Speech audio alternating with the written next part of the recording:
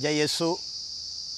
I am संत पौलुस के पत्र तिमोथी के नाम अध्याय 3 वचन 15 से 17 तक सुने।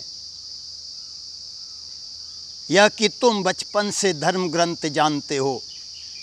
धर्म ग्रंथ तुम्हें उस मुक्ति का ज्ञान दे सकता है जो ईसा मसीह में विश्वास करने से प्राप्त होता है। पूरा धर्म ग्रंथ ईश्वर की प्रेरणा से लिखा गया है। वह शिक्षा देने के लिए, भ्रांत धारणाओं का खंडन करने के लिए, जीवन के सुधार के लिए और सदाचरण का प्रशिक्षण देने के लिए उपयोगी है, जिससे ईश्वर भक्त सुयोग्य और हर प्रकार के सत्कार्य के लिए उपयुक्त बने। मेरे प्रियो, संत पौलुस तिमोथी को लिखता है कि तुम बचपन से ही धर्म ग्रंथ जानते हो। आज हम में से प्रत्येक को भी इस बात को सोचने की जरूरत है, क्या मैं भी बचपन से ही, कल से ही या आज से ही धर्म ग्रंथ को जानता हूँ या जानती हूँ। वचन में लिखा हुआ है, संत पौलुस ने कहा कि यह वचन ईश्वर के भक्त को सुयोग्य और हर प्रकार के सत्कार्य के लिए उपयुक्त बनाता है। यदि ईश्वर का वचन हर इंसान को ईश्वर के कार्य के लिए, अच्छे कार्य के लिए उपयुक्त बनाता है, सुयोग्य बनाता है, तो हमें प्रभु के वचन को पढ़ने की जरूरत है। योशुआ के ग्रंथ अध्याय 1 वचन 8 में हम पढ़ते हैं, लिखा है, संहिता के इस ग्रंथ की चर्चा करते रहो, दिन रात उसका मनन करो, जिससे उसमें जो कुछ लिखा है तुम उसका सावधानी से पालन करो। इस तरह तुम उन्नति करते रहोगे और अपने सब कार्यों में सफलता प्राप्त करोगे। यदि हमको जीवन में उन्नति करते रहना है, यदि हमको जीवन में सफलता पाना है, नबी योशुआ लिखता है कि हमको धर्म ग्रंथ की चर्चा करते रहने की जरूरत है। धर्म ग्रंथ के बातों पर मनन चिंतन करने की जरूरत है। विधि विवरण ग्रंथ अध्याय 32 वचन 47 में मूसा ने जब इस्राएली लोगों को परमेश्वर का वचन सुनाया था, उन्होंने कहा था, यह तुम्हारे लिए निरे शब्द नहीं है, इन पर तुम्हारा जीवन निर्भर है। जी हाँ, प्रभु के वचन पर हमारा जीवन निर्भर है। संत पौलुस तिमोथी को जब लिखते हैं, यह कहते हैं कि प्रभु का वचन हमारे जीवन के सुधार के लिए है, वो हमारे जीवन के लिए शिक्षा के लिए है, प्रशिक्षण के लिए है। ये हमारी जो भ्रांत धारणाएं उन्हें खंडन करने के लिए है। इसलिए प्रभु यीशु मसीह ने कहा, मनुष्य रोटी से ही नहीं जीता है, बल्कि परमेश्वर के मुख से निकलने वाले हर एक शब्द से जीता है।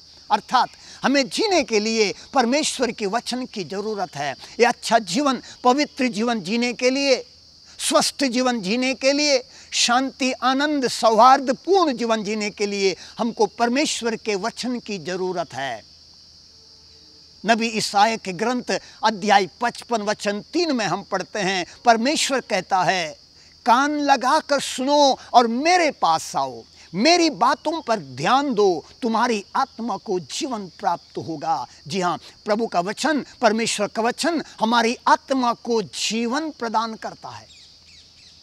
यदि परमेश्वर का वचन हमारी आत्मा को जीवन प्रदान करता है, इसका मतलब परमेश्वर का वचन जीवित है। इसलिए इब्रानियों के पत्र अध्याय 4 वचन 12 में लिखा है, हम सुनते हैं, ईश्वर का वचन जीवंत, सशक्त और किसी भी दुधारी तलवार से तेज है, वो मनुष्य के अंतरात्मा तक पहुंच जाता है।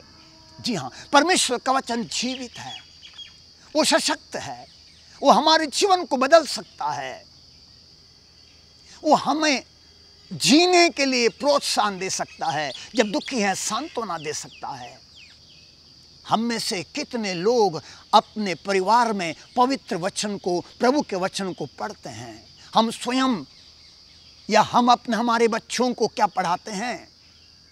संत पौलुस ने जब तिमोथी को कहा कि तुम बचपन से ही धर्म ग्रंथ जानते हो, इसका मतलब संत पौलुस तिमोथी को जानता है कि उसके घर में, तिमोथी के घर में बचपन से ही उसके माता पिता ने उसको धर्म ग्रंथ की चर्चा करवाया, धर्म ग्रंथ के पाठ को करवाया, धर्म ग्रंथ पर मनन चिंतन करवाया। विधि विवरण ग्रंथ अध्याय 6 वचन 6 में लिखा हुआ है, जो शब्द मैं तुम्हें आज सुना रहा हूं वे तुम्हारे हृदय पर अंकित रहें। तुम उन्हें अपने पुत्रों को अच्छी तरह सिखाओ। घर में बैठते या राह चलते, शाम को लेटते या सुबह उठते समय उनकी चर्चा किया करो। जी हाँ, मूसा ने अपनी इस्राएल की प्रजा से यही कहा, तुम अपने पुत्रों को, पुत्रियों को, अपने पौत्रों को उन्हें सिखलाओ और सुबह शाम उनकी चर्चा करते रहो। जब प्रभु के वचन की हम घर में चर्चा करते हैं, बच्चों का मन प्रभु के वचन पर आ जाता है और बच्चे प्रभु के वचन को बचपन से ही सीखना शुरू करते हैं, बाइबल को पढ़ना शुरू करते हैं। बाइबल के प्रति बच्चों की, युवाओं की आस्था बढ़ती है, प्रेम बढ़ता है। जी हाँ, पवित्र बाइबल से हमें प्रेम होना चाहिए। पवित्र बाइबल हमारे जीवन का एक अंग होना चाहिए। पवित्र बाइबल के बिना हम जीवन जी नहीं सकते हैं, क्योंकि प्रभु का वचन, पवित्र बाइबल हमको उस मुक्ति का ज्ञान देता है, जो मुक्ति हमें प्राप्त होती है प्रभु यीशु मसीह के द्वारा। मुक्ति का सारा इतिहास इस धर्म ग्रंथ में लिखा हुआ है। यदि उस धर्म ग्रंथ के, उस मुक्ति के इतिहास को हम नहीं जानेंगे, हम नहीं समझेंगे, तो शायद हमारा जीना व्यर्थ है। जब हम इस धर्म ग्रंथ को पढ़ते हैं, इस पर मनन चिंतन करते हैं और इसे अपने जीवन का अभिन्न अंग बना देते हैं, जिस तरह भोजन के बिना हम रह नहीं सकते, उसी तरह जब प्रभु के वचन को पढ़े बिना हम रह नहीं सकते, ऐसा जब हो जाता है, शायद हमें बहुत जीवन मिलेगा, स्फूर्ति मिलेगी, आनंद मिलेगा, शांति मिलेगी, कृपा मिलेगी और अनुग्रह में बढ़ते जाएंगे। और इतना ही नहीं, हम इस संसार में हर सत्कार्य के लिए सुयोग्य बन जाएंगे। आइए हम प्रार्थना करें।